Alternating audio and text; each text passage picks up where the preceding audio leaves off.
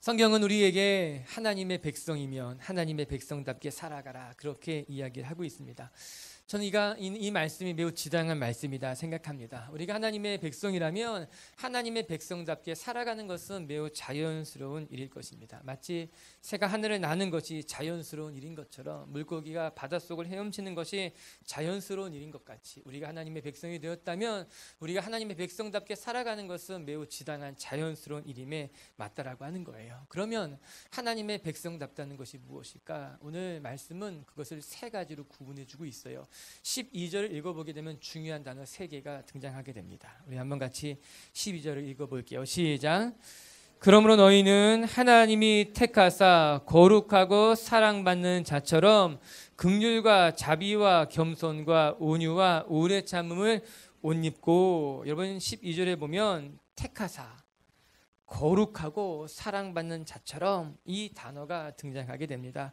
즉 하나님의 백성이란 하나님이 택했다라고 하는 것이에요. 그리고 하나님의 백성은 거룩하다라고 하는 것입니다. 또 하나님의 백성은 하나님의 사랑을 친히 받은 자라고 성경은 우리에게 이야기하고 있어요.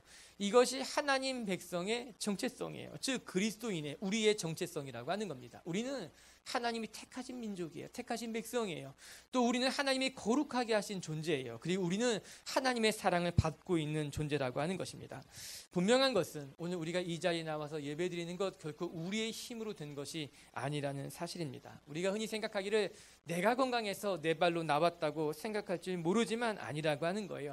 하나님이 우리를 불러주셨다는 거죠. 하나님이 우리를 건강하게 하셨다는 거예요. 하나님이 우리를 이곳에 부르셨기 때문에 우리는 이곳에 와서 예배드릴 수 있다는 겁니다. 우리가 우리 힘으로 이곳에 나오는 것이 아니라 하나님의 은혜가 없다면 우리는 이 자리에서 예배드릴 수 없다는 걸 우리가 잊지 말아야 된다는 거예요. 하나님이 아브라함을 택하셨어요. 갈대아 우르에 있는 아브라함을 택하셔서 하나님 백성을 삼으셨다라고 하는 거예요. 하나님이 우리를 택하신 거예요. 우리가 의로웠던 것이 아니라, 우리가 잘난 것이 있었던 것이 아니라, 우리가 부족함에도 불구하고 하나님이 아브라함을 택한 것 같이 우리를 택했다라고 하는 거예요. 이스라엘에 많은 사람들이 있었지만 그 가운데 하나님이 다윗을 지목하여 그를 왕으로 세우신 것 같이 이 땅에 수없이 많은 사람들이 있었지만 하나님은 우리를 하나님의 백성으로 부르시고 빛의 교회로 삼으셔서 하나님의 백성답게 만들어가고 계신다라고 하는 거예요. 이것이 우리의 정체성에, 우리의 부름이라고 하는 것입니다. 전 저와 여러분이 하나님의 이 부르심에 감사하고 이 하나님의 부르심에 응답하는 사람들이 될 수 있게 되기를 바랍니다.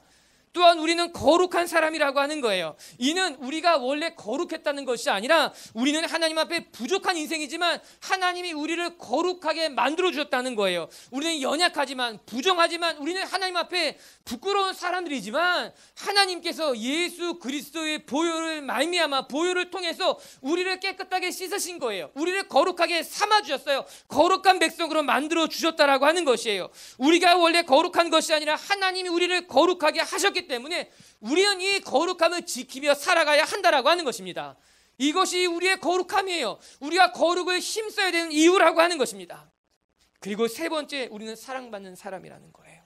저는 이 구절이 너무너무 귀합니다. 너무너무 좋습니다. 여러분 12절에 뭐라고 나옵니까? 우리가 사랑받는 자처럼 이렇게 나오는 거예요. 우리가 하나님에게 사랑을 받는 자이니 하나님 앞에 사랑받는 자처럼 살아가라, 이런 말하고 있는 거죠. 사랑받는 사람인데 사랑받지 못하는 사람들처럼 살아가지 말라라고 하는 거예요. 즉 하나님의 사랑을 듬뿍 받고 살아가고 있으면서 전혀 사랑을 받지 못하는 사람들처럼 살아가는 이들이 있기 때문에 하나님께서 말씀하시는 거예요. 아니다, 내가 지금 하나님의 사랑을 듬뿍 받고 있기 때문에 그 하나님의 사랑을 받은 자처럼 살아가라라고 말하는 거예요. 여러분 너무너무 중요합니다. 사랑을 듣고 듬뿍 받고 살아가는 사람하고 사랑을 받지 못하고 살아가는 사람들은 겉으로 보기에도 큰 차이가 있다라고 하는 거예요. 여러분 어려서부터 사랑을 많이 받고 자란 아이는 다릅니다. 사람들의 눈치를 잘 보지 않습니다. 마음에 여유가 있다라고 하는 거예요. 내가 어려운 일을 만나도 엄마 아빠가 나를 도와주실 것이라는 확신이 있기 때문에 불안해하지 않는 거예요. 두려워하지 않는 거예요. 늘 자신 있게 살아간다라고 하는 것이에요. 그러나 안타까운 것은요, 사랑을 받지 못한 아이들은 마음이 늘 불안한 거예요. 마음이 늘 조급한 거예요. 초조하다라고 하는 거예요. 엄마가 자기 눈에 보이지 않으면은 일단 불안해하더라고요. 너무너무 안타까운 모습이더라고요. 여러분, 그래서 우리가 우리 자녀를 많이 사랑해야 되는 거예요. 우리에게 맡긴 우리 교회의 자녀들을 많이 사랑해 줘야 될 필요가 있다라고 하는 것이에요. 그런데 그런 모습을 보면 신기하기도 하고 놀라운 거예요. 사랑을 받고 자란 사람은 다르다라고 하는 거예요. 하나님의 사랑을 많이 받은 사람만큼 그의 삶에 또 다른 열매들이 맺히는 것이 정말 너무나 신기하고 묘한 일이라고 하는 거예요. 그런데 성경은 끊임없이 우리에게 이야기하고 있어요. 우리는 하나님의 사랑을 받는 자들이라는 거예요. 하나님이 우리를 특별히 많이 사랑하신다는 거죠. 우리가 지난주 큐티 했는데 여러분, 요한일서 4장 10절은 이런 말씀이 나와요. 사랑이 무엇이냐? 같이 한번 읽어볼게요. 시작. 사랑은 여기 있으니 우리가 사랑한 것이 아니요 하나님이 우리를 사랑하사 우리 죄를 속하기 위하여 화목제물로 그 아들을 보내셨습니다. 여러분, 우리가 하나님을 사랑한 것이 아니에요. 우리가 죄인 되었을 때 하나님이 먼저 우리를 사랑하셨다는 걸 이야기하는 것 아닙니까? 하나님이 얼마나 우리를 사랑하시는가, 독생자 예수를 십자가에 못 박기까지 하나님이 우리를 사랑하셨다는 거예요. 우리는 예수 그리스도의 피값으로 살 만큼 하나님 앞에 값진 사람이었어요. 하나님이 너무나 많이 사랑하는 존재가 저와 여러분이라고 성경이 우리에게 이야기하고 있다는 거예요. 누가 이 말씀을 부인할 거예요? 누가 이 말씀 앞에 나는 사랑받지 못한 자라고 이야기할 수 있겠습니까? 신명기 33장 29절의 말씀도 한번 같이 봐요. 시작. 이스라엘이여 너는 행복한 사람이로다. 여호와의 구원을 너같이 얻은 백성이 누구냐? 그는 너를 돕는 방패시오 내 영광의 칼이시로다. 내 대적이 내게 복종하리니 내가 그들의 높은 곳을 밟으리로다. 이스라엘아, 너는 행복한 자라는 거예요. 너처럼 사랑받는 자가 어디 있느냐? 너처럼 하나님의 돌보심을, 너처럼 하나님의 구원하심을 경험한 사람이 어디 있느냐? 하나님은 너를 지키는 자요, 하나님은 너를 돕는 방패요, 하나님은 내 영광의 칼이라고 하나님께서 이스라엘 백성들에 말해주고 있는 거죠. 너는 행복한 사람이다. 너는 하나님의 사랑을 많이 받고 하나님의 사랑 가운데 거하는 사람이라고 성경은 이야기하고 있는 거예요. 다시 한번 오늘 말씀으로 되돌아와서 생각해 보면 사랑받는 자처럼, 무슨 말입니까? 우리가 하나님의 사랑을 받고 있다는 겁니다. 그렇다면 하나님의 사랑을 받는 자처럼 사랑하는 것이 마땅하다고 이야기하는 것 아닙니까? 우리가 빛의 교회에 와서 새가족 교육 받을 때 1주차 교육이 무엇이었습니까? 우리는 사랑받기 위해 태어난 사람이라는 거였어요. 하나님이 우리를 사랑하는 증거에 대해서 우리가 5가지 살펴본 것 아닙니까? 맞아요. 우리는 하나님의 백성이에요. 하나님의 사랑을 받는 사람들이에요. 하나님이 우리를 위해 자기 아들을 내어주기까지 우리를 사랑한 사람들이라고 하는 겁니다. 이 사랑이 여러분 삶 가운데 가득한 것을 깨닫게 되길 주님의 이름으로 축복합니다. 그리고 하나님의 사랑을 받는 자답게, 하나님의 백성답게 살아갈 수 있는 저와 여러분이 될 수 있게 되기를 바랍니다. 할렐루야. 이처럼 우리는 하나님의 택한 족속이요, 우리는 하나님께서 거룩하게 하신 사람들이요, 우리는 하나님의 사랑을 받고 있는 하나님의 백성이라는 거예요. 그것이 우리의 정체성이에요. 우리의 존재예요. 그것이 하나님의 백성의 뜻이라고 하는 거예요. 그렇다면 하나님의 백성으로서 우리가 어떤 삶을 힘써 살아가야 될 것인가? 오늘 성경은 그것을 말해주고 있습니다. 우리 같이 12절의 말씀을 다시 한번 읽어볼게요. 시작. 그러므로 너희는 하나님이 택하사 거룩하고 사랑받는 자처럼 긍휼과 자비와 겸손과 온유와 오래 참음을 옷 입고. 여러분, 우리가 하나님의 백성이 되었다면 우리는 사랑받는 자처럼 긍휼과 자비와 겸손과 온유와 오래 참음을 옷 입어야 된다고 이야기합니다. 즉, 우리가 하나님의 백성이 되었다면 가장 먼저 힘써야 될 것이 긍휼이요, 자비요, 겸손이요, 온유요, 오래 참음이라고 하는 거예요. 이를 한마디로 말하면 우리가 하나님께서 보시기에 아름다운 성품을 덧입어야 된다는 거죠. 이제 하나님의 백성이 되었다면 하나님의 백성다운 성품을 가져야 된다는 겁니다. 우리가 지난주 살펴봤던 골로새서 3장 1절부터 11절까지의 말씀을 다시 한번 생각해 본다면 우리는 위의 것을 찾으라, 이 땅의 것을 벗어버리라. 우리가 지난주에 묵상한 말씀이에요. 즉 골로새서 3장 1절부터 11절까지의 말씀은 우리가 벗어버려야 될 것에 대해서 이야기하고 있습니다. 즉 그것은 음란과 부종과 사욕과 탐심과, 탐심은 우상숭배니 정욕과, 이런 것들을 벗어버리라. 이것은 우상숭배다. 이것이 우리가 지난주까지 살펴본 11절까지의 내용인 거예요. 그리고 오늘 12절부터 이어지는 말씀은 우리가 땅의 것을 벗어버렸다면 이제 우리가 새 것을 입어야 된다는 겁니다. 우리가 세상의 것을 벗어버렸다면 하나님의 것을 입어야 된다는 말씀이 오늘 우리가 읽은 12절부터의 말씀인 거예요. 여러분, 옷이라는 것이 신기합니다. 그리 대단한 사람이 아니더라도 옷만 잘 입혀놓으면 괜찮아지는 경우가 있습니다. 우리가 경험해보지 않았습니까? 경험 안 해봤습니까? 경험 안 해봤다는 것은 대단한 사람이란 것인지 아니면은 아무튼 옷이 날개라는 거예요. 겉으로 보기에 그냥 보잘것 없어도 그래도 잘 차려입게 되면 자기에게 잘 맞는 옷을 입으면 그래도 잘 보여요. 괜찮아 보인다라고 하는 것입니다. 그래서 자기에게 잘 맞는 옷을 고르는 것도 센스인 거예요. 어떤 사람들은 그것들도 능력이다 그렇게 이야기하는 사람들이 있어요. 옷이 가지고 있는 쓰임새 중에 하나가 또 있는데 그건 무엇인가 하면 자기의 신분을 밖으로 드러내는 거예요. 대표적인 게 유니폼일 거예요. 제복일 거예요. 이 제복은 그 사람이 무슨 일을 하는지 드러냅니다. 보여주게 돼 있다는 거죠. 여러분, 군복을 입고 있는 사람은 군인인 거예요. 경찰 제복을 입고 있는 사람은 그 사람은 경찰인 것을 말해주는 거예요. 간호사가 입는 옷이 다르고 의사가 입는 옷이 다르다라고 하는 거예요. 그렇기 때문에 군인은 군복을 입어야 돼요. 의사는 의사 가운을 입어야 된다라고 하는 것입니다. 오늘 우리가 읽고 있는 이 본문의 말씀으로 다시 한번 생각해 본다면 바울이 이 편지를 썼을 당시에 옷이라고 하는 것은 함부로 입을 수 있는 것은 아니었어요.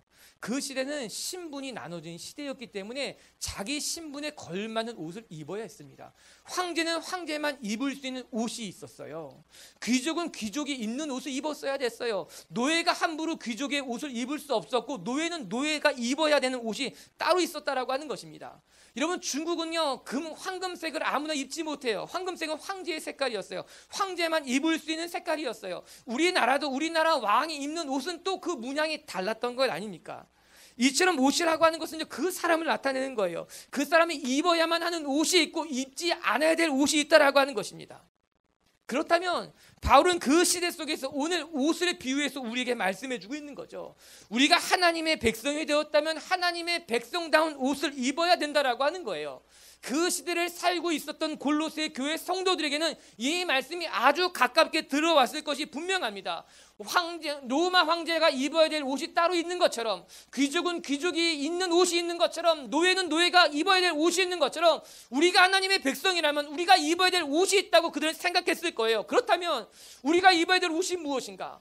내가 하나님의 백성으로서 마땅히 입어야 될 옷은 무엇인가? 오늘 성경이 그 말하고 있는 거잖아요. 우리가 하나님의 백성이 되었다면 마땅히 우리는 긍휼의 옷을 입어야 된다는 거예요. 자비의 옷을 입어야 된다는 거죠. 겸손과 온유와 오래 참음의 옷을 입는 것이 마땅히 우리가 입어야 될 의복인 거예요. 갖추어야 될 의복이라고 하는 것입니다.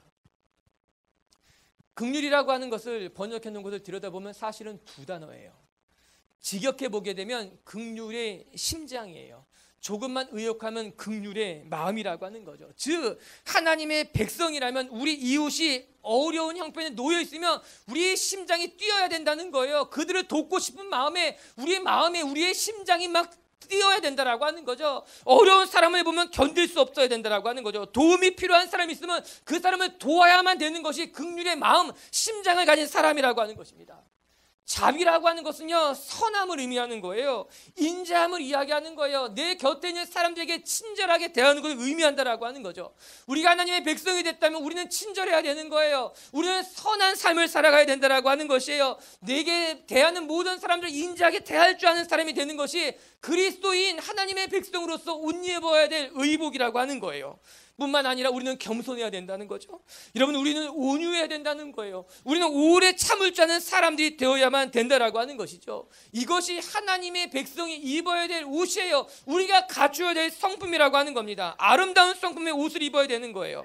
여러분, 우리는 하나님의 백성이 되었다면 세상 사람들이 입고 있는 옷을 부러워하는 것이 아니라 하나님이 원하시는 성품의 옷을 입어야 된다는 거예요. 우리는 사치와 화려한 옷을 입으려고 애쓰는 것이 아니라 하나님이 기뻐하시는 성품의 옷을 입어야 된다라고 하는 것이죠. 여러분에게 물어보고 싶어요. 여러분은 어떤 의복을 입고 있어요? 어떤 옷을 입기를 원하는 거예요? 세상 사람들 앞에 나도 화려한 옷으로 교만과 허영과 사치의 옷으로 나를 단장하고 싶지는 않는가 하는 거예요.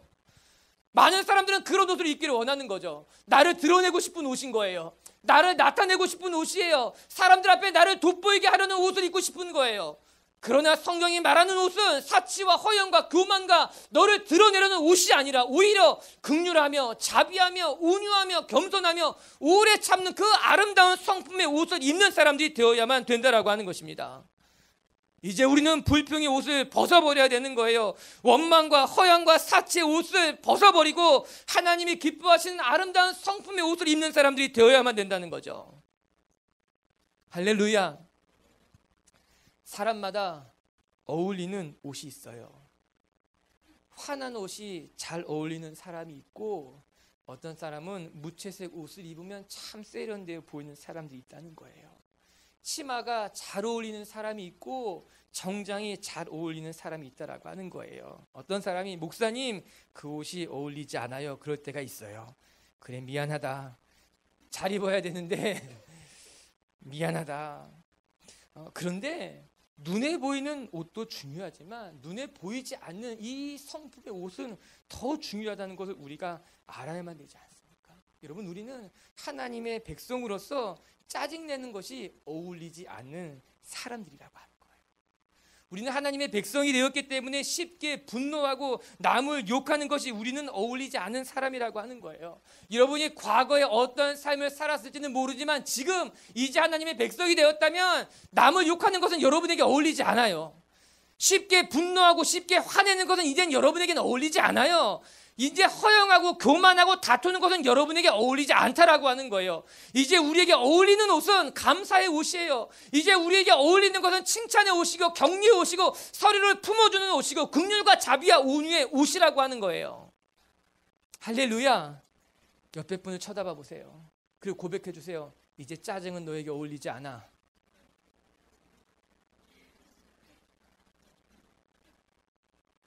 이제 우리가 분노하는 것은, 이제 우리가 다투는 것은, 이제 우리가 싸움하는 것은, 이제 우리가 짜증내는 것은 우리에게는 어울리지 않은 사람들이라고 하는 거예요. 제발 어울리지 않는 일을 하지 마세요. 우리는 이제 웃고 기뻐하고 긍휼을 베풀고 자비를 베풀고 그것이 우리에겐 어울리는 사람들이 되었다라고 하는 것이에요. 할렐루야. 저와 여러분에게 이 아름다운 성품의 옷이 입혀지고 우리가 하나님의 백성답게 살아가는 하나님의 사람들이 되길 주님의 이름으로 축복합니다. 두 번째, 하나님의 백성은 어떤 삶을 살아가는 건, 어떤 것이 하나님의 백성다운 삶이냐, 오늘 성경은 이렇게 이야기합니다. 우리 13절을 같이 읽습니다. 시작. 누가 누구에게 불만이 있거든 서로 용납하여 피차 용서하되 주께서 너희를 용서하시는 것 같이 너희도 그리하고. 여러분, 하나님의 백성답게 살아간다는 것은 서로를 용납하며 용서해 주는 삶이라고 하는 거예요. 우리가 하나님의 백성이 되었다면 이제 우리는 용납하는 법을, 용서하는 법을 배워야만 한다는 것입니다.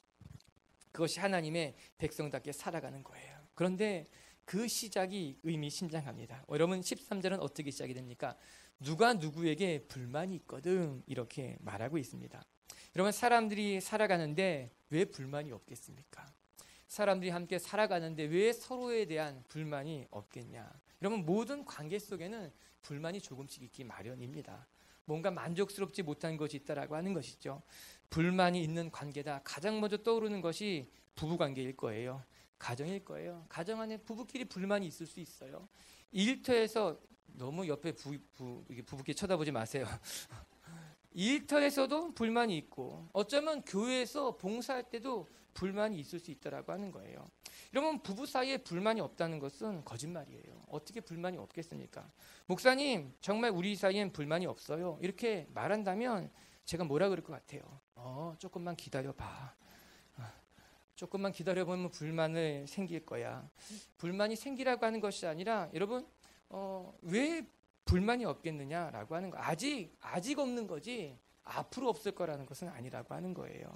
여러분, 사람이 다 다른데 어떻게 불만이 없겠어요? 여러분, 사람이 자기 자신에게 불만이 있잖아요. 여러분, 저는 제 자신에게 불만이 생길 때가 있어요. 스스로 만족스럽지 못한 내가 나를 만족하지 못하는데 어떻게 남의 모습을 보면서 만족스럽겠습니까? 남의 모습을 보면서 어떻게 불만이 없겠느냐라고 하는 거예요. 그럼 모두 다 불만이 있는 건 만족하지 못할 수밖에 없다라고 하는 것이에요.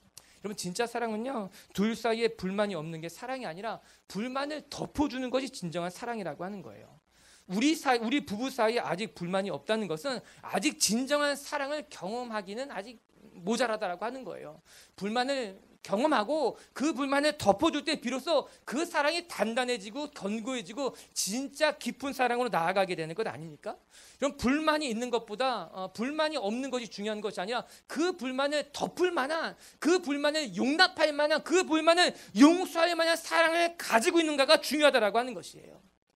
오늘 성경은 누가 누구에게 불만이 있거든 우리 모두 다 불만이 있다는 거야. 그러나 그 불만으로 말미암아 상대를 미워하거나 원망하는 것이 아니라 용납해 주라고 이야기하고 있는 거죠. 가정뿐만 아니라 일터에서도 동료 사이들 속에서도, 아니 여러분 때로는 교회에서 봉사를 하면서도 불만이 있을 수가 있잖아요. 여러분 때로 나한테 실수하는 사람들이 있잖아요. 때로는 나를 무시하는 경우도 있잖아요. 내가 열심히 수고했음에도 불구하고 억울한 일을 당할 때도 있잖아요. 때로는 부당한 대우를 받을 수 있다라고 하는 것이죠. 여러분 왜 공동체에서 그런 일이 없겠느냐라고 하는 거예요. 그러나 성경은 내가 사는 그 모든 곳 속에 불만이 있다 하더라도 그 불만 때문에 싸우고 원망하는 것이 아니라 그 불만을 용납하고 품어줄 수 있는 사람들이 되어야만 된다라고 하는 것입니다. 여러분 이 용납이라고 하는 단어를 살펴보게 되면 이 용납이라고 하는 것은요, 참아주는 거예요. 용납이라고 하는 단어가 갖고 있는 또 하나의 뜻은 인내의 뜻을 가지고 있다라고 하는 것입니다. 여러분 이 용서라고 하는 것을 우리가 묵상해 보게 되면, 여러분 용서라고 하는 것은요 기독교의 핵심이라고 할 수 있어요. 본질적인 것이라고 할 수 있어요. 우리 기독교의 용서를 빼고서는 기독교는 존립할 수 없는 종교입니다. 여러분 우리의 신앙은 어디에서부터 시작이 되었는가? 하나님이 우리를 용서해 주신 것으로부터 우리의 신앙은 시작된 거예요. 하나님이 만약에 우리를 용서하지 않았다면, 우리가 하나님에게 용서를 받지 못했다면 우리는 그리스도인이 될 수 없었어요. 우리는 그리스도인으로 존재할 수 없다라고 하는 것이에요. 즉 하나님께서 우리를 용서해 주셨기 때문에 우리는 신앙이 시작이 된 거예요. 그리스도인이 되었다라고 하는 것이죠. 하나님께 용서받은 사람들이 모여 있는 곳이 교회인 거예요. 우리 공동체 안에 용서가 없다는 것은 우리는 우리 공동체를 부인할 수밖에 없게 된다라고 하는 거죠. 그렇기 때문에 기독교는 용서의 종교예요. 교회 안에 용서를 빼면 하나님의 임재를 나타낼 수 있는 상징은 아무것도 없다라고 하는 것이에요. 그런데 문제는 우리는 하나님 앞에 이런 용서를 받아 신앙을 시작해 놓고서 다른 사람들의 허물을 용서하기에는 너무나 각박하다라고 하는 거죠. 하나님의 용서를 받아 놓고서는 누군가를 용서할 때는 자비하심이 아니라 오히려 아주 날카로운 잣대를 가지고 그 사람을 정죄하기 시작한다라고 하는 것이죠. 여러분 그것은 용서받은 자로서의 자세가 아닙니다. 그건 용서를 경험한 사람으로서의 신앙인의 모습이 될 수 없다라고 하는 것이죠. 그런 의미에서 하나님은 우리에게 내가 용서를 경험했다면 용서하는 사람이 되라고 이야기하는 겁니다. 여러분 13절의 말씀에 뭐라고 나옵니까? 주께서 너희를 용서하신 것 같이 너희도 그리하라라고 하는 거예요. 이 용서에는 그래서 단계가 있는 거예요. 앞서 말한 것 같이 여러분 용납해라 이렇게 나오잖아요. 13절에 용납하여 피차 용서하되, 여러분 용납이라고 하는 것은요 참는다는 뜻이라 그랬죠. 인내한다는 뜻을 갖고 있다 그랬죠. 그래서 이런 용납이라고 하는 것은요 누가 내게 잘못했을 때 참아주는 거예요. 누가 나한테 나쁜 일을 했을 때 내가 견뎌주는 거예요. 그것이 용서의 첫 번째 단계라고 하는 거예요. 여러분 너무나 현실적인 가르침이라 저는 너무너무 감사한 거예요. 여러분 처음부터 용서하는 건 쉽지 않다라고 하는 거죠. 그렇기 때문에 처음은 참는 거예요. 나를 무례하게 대했던 그 사람을 참아주는 거예요. 내 마음을 힘들게 했던 그를 우리는 참아주는 거예요. 그것을 가리켜서 용납해 준다라고 말하는 거죠. 그냥 견뎌내십시오. 아무리 많은 누군가 우리의 마음을 많이 긁어놓아도 우리는 용납할 줄 알아야 되는 거예요. 인내할 줄 아는 거예요. 사람들이 내 마음에 상처를 준다 하더라도 우리는 그 자리에 견딜 수 있는 사람들이 되어야 된다라고 하는 거예요. 내가 상처받았기 때문에 교회를 떠난다는 거예요. 배우자가 날 너무너무 상처 줬기 때문에 난 떠나버린다라고 하는 거예요. 아니 그건 잘못된 거예요. 우리는 먼저 용납하는 거예요. 우리는 먼저 참는 거예요. 우리는 먼저 인내하는 거예요. 우리는 먼저 견뎌내는 거예요. 그것이 용서의 출발이라고 하는 거죠. 그리고 난 다음에 내가 참았으면 그 다음에는 용서까지 나가라고 이야기하고 있는 거예요. 네게 잘못을 했지만, 네게 허물이 있지만 처음에는 참고 그 다음은 주님이 나를 용서하신 것 같이 나도 너를 용서하는 방법까지 나가는 사람들이 되어야만 된다라고 하는 것이죠. 사랑하는 성도 여러분, 우리가 하나님 앞에 성숙한 사람이 되길 원한다면 우리는 용납을 배워야 될 것입니다. 우리 하나님의 백성답게 살아가기를 원한다면 우리는 용서를 배울 줄 아는 사람들이 되어야만 된다라고 하는 것이죠. 이것이 두 번째 단계인 겁니다. 우리가 하나님의 백성답게 살기를 원한다면 우리는 마땅히 용납하고 용서하는 단계까지 우리가 성장해가고 성숙해 가야 된다라고 하는 거예요. 우리에게 이런 넉넉한 마음이 있게 되길 주님의 이름으로 축복합니다. 우리 옆에 사람하고 인사 한번 다시 합시다. 내가 용서할게요. 그래요. 우리는 용서하는 거예요. 잘못해도 또 내 마음이 섭섭해도 우리는 용서하고 용납하고 그것을 통해 하나님의 나라를 보는 거예요. 그리고 세 번째, 우리 하나님의 백성이 되었다면 우리에게 필요한 것이 있어요. 그건 14절입니다. 같이 한번 읽어볼게요. 시작. 이 모든 것 위에 사랑을 더하라. 이는 온전하게 매는 띠니라. 이 모든 것 위에 사랑을 더하라 라고 하는 거예요. 이 모든 것은 우리가 앞서 묵상한 것을 의미하는 것입니다. 즉 우리가 하나님의 백성이 되었다면 첫 번째 우리는 긍휼과 자비와 온유와 겸손과 오래 참음의 옷을 입어야 된다라고 하는 거예요. 즉 내가 하나님의 백성으로서 이런 아름다운 성품을 옷 입었다면, 그리고 두 번째 내가 하나님의 백성으로서 누군가를 용납하고 용서해 줄 줄 아는 사람이 되었다면, 세 번째 그것 위에 하나님의 사랑을 더하라고 하는 거예요. 그것만으로는 부족하니까 그것 위에 하나님의 사랑이 더해져야 된다라고 하는 것이에요. 오늘 우리 브런치로 먹은 것이 비빔밥이었는데 밥이 있고 야채가 있고 여러 가지 양념을 다 한 다음에 맨 위에 무엇을 얹었어요? 양념장을 얹은 것처럼 그것이 없으면 맛이 없다는 거예요. 완성이 되지 않았다라고 하는 거예요. 오늘 말씀이 그런 의미를 가지고 있는 거죠. 내 안에 아름다운 성품을 가졌다 하더라도, 내가 다른 사람들을 잘 용납하며 용서하는 사람이 되었다 하더라도 거기에 하나님의 사랑을 얻는 것이 필요하다라고 이야기합니다. 여러분, 그래서 사랑은 모든 것의 완성이에요. 사랑은 모든 것의 마침표와 같다라고 하는 것이에요. 내가 모든 것을 다 갖추고 있다 하더라도 사랑이 없으면 모자라다라고 하는 거예요. 겉으로 보기에 아무리 화려하더라도 그 안에 사랑이 없으면 무의미하다라고 하는 거예요. 고린도전서 13장 1절과 3절을 한 목소리 읽어봐요. 시작. 내가 사람의 방언과 천사의 말을 할지라도 사랑이 없으면 소리나는 구리와 울리는 꽹과리가 되고, 내가 예언하는 능력이 있어 모든 비밀과 모든 지식을 알고 또 산을 옮길 만한 모든 믿음이 있을지라도 사랑이 없으면 내가 아무것도 아니요, 내가 내게 있는 모든 것으로 구제하고 내 몸을 불사르게 내어줄지라도 사랑이 없으면 내게 아무 유익이 없느니라. 아멘. 저는 사역할 때마다 이 말씀이 늘 제 마음에 가득 남아있어요. 열심히 사역을 준비할 때, 아우리치를 준비하고 전도 집회를 준비하고 교회 조직을 만들고 리더십을 세울 때도 항상 제 마음 한 구석에 남아있는 말씀이 바로 이 고린도전서 13장 1절부터 3절까지의 말씀이라고 하는 거예요.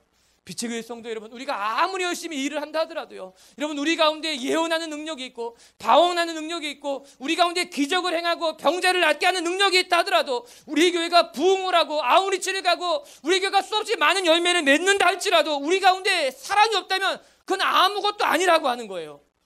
우리 가운데 수없이 많은 능력이 나타난다 하더라도 우리 가운데 사랑을 잃어버렸다면 그것은 아무런 유익이 없다라고 하는 것입니다. 우리는 이 말씀을 기억해야 될 거예요. 여러분, 아우치를 아무리 열심히 준비하면 뭐합니까? 우리가 수련회를 아무리 열심히 준비하면 뭐합니까? 그 안에 사랑이 없다면, 그 안에 하나님의 사랑이 없다면 그것은 일이에요. 노동에 불과해요. 그건 세상 사람들과 전혀 다를 바 없다라고 하는 것입니다. 성경은 울리는 꽹과리와 같다는 거예요. 결국에는 아무런 유익도 남기지 못한 채 상처만 낼 수밖에 없다라고 이야기하고 있는 건 아닙니까? 열심히 일을 하고 난 다음에 우리 마음이 허한 것은 무엇일까요? 그렇게 수고하고 봉사하고 난 다음에 우리 마음이 무너지는 것은 무엇일까요? 사랑이 없었던 거예요. 열심히 일을 했을지 모르지만 그 사람을 품지 못한 거죠. 사랑하지 못한 거죠. 그 안에 내 마음을 담지 못한 건 아니겠습니까? 전 이 말씀이 두려워요. 두려우면서도 우리가 붙들어야 될 말씀이라고 하는 거예요. 사랑하는 성도 여러분, 우리가 기적을 행해도요, 우리가 병자를 낫고 예언을 하고 방언을 해도요, 우리 가운데 하나님의 사랑이 없으면 아무것도 아니한 이 말씀처럼 하나님 우리에게 은사를 주신다면 사랑의 은사를 원해요. 능력보다도 사랑을 원하는 거예요. 기적보다도 사랑을 원한다라고 하는 거예요. 우리 빛의 교회에 이 사랑이 있게 되길 주의 이름으로 축복합니다. 저는 우리 교회가 이 은사를 받았다고 생각합니다. 감히 우리 교회 성도들 훌륭합니다. 사랑할 줄 알고요, 베풀 줄 알고요. 우리 교회 성도들 선합니다. 제가 많은 사람들을 보지만 착합니다. 그런데 제 마음에 우리 교회 성도들이 착하기만 한 것이 아니라, 우리 교회 성도들이 순하기만 한 것이 아니라, 우리 교회 성도들이 사랑을 베풀 줄 아는 사람으로까지 성장해 가는 것이 필요하다라고 하는 거예요. 오늘 14절은 이렇게 이야기합니다. 이 사랑은 이 모든 것을 온전하게 매는 띠다, 이렇게 이야기하고 있어요. 오늘 우리가 읽고 있는 12절부터 14절까지의 말씀은 바울이 옷을 비유해서 이야기하고 있지 않습니까? 즉 긍휼과 자비와 온유와 겸손과 오래 참음의 옷을 입어라. 즉 하나님의 백성이 되었다면 하나님의 백성다운 옷을 입으라고 하는 거예요. 여러분, 옷을 입고 난 맨 마지막에 해야 될 것이 무엇인가? 허리띠를 하는 것 아니겠습니까?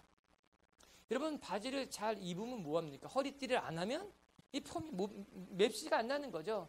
좀 큰 바지라면 그냥 흘러내릴 수밖에 없어요. 그건 완성된 게 아니라고 하는 거예요. 그 당시로 생각해 본다면 이 당시 옷은 허리띠를 했습니다. 겉옷을 입고 허리띠를 하게 되어 있다라고 하는 것이지요.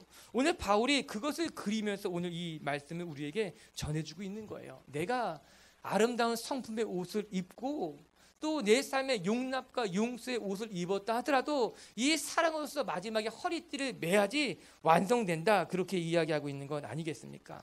여러분, 이 사랑이라고 하는 것이 그래서 마지막에 우리를 온전하게 하는 띠라고 하는 거예요. 이 사랑으로 우리를 띄어야지, 우리를 매야지만 그것이 비로소 온전해질 수 있다라고 하는 것입니다. 맛을 보았는데 훌륭해, 좋은데 뭔가 부족할 때가 있는 거죠. 참 좋은 음식인데, 참 맛있는 음식인데, 정말 좋은 집에서 내가 시켜서 먹고 있는데 뭔가 부족한 게 있는 거죠. 여러분, 사역이 그럴 때가 있어요. 우리의 섬김이 그럴 때가 있어요. 우리의 관계가 그럴 때가 있는 거죠. 무엇이 문제일까? 사랑이 없는 거예요. 사랑이 없기 때문에 내가 열심히 했는데, 내가 최선을 다했는데 무엇인가 부족한 듯하다라고 하는 거죠.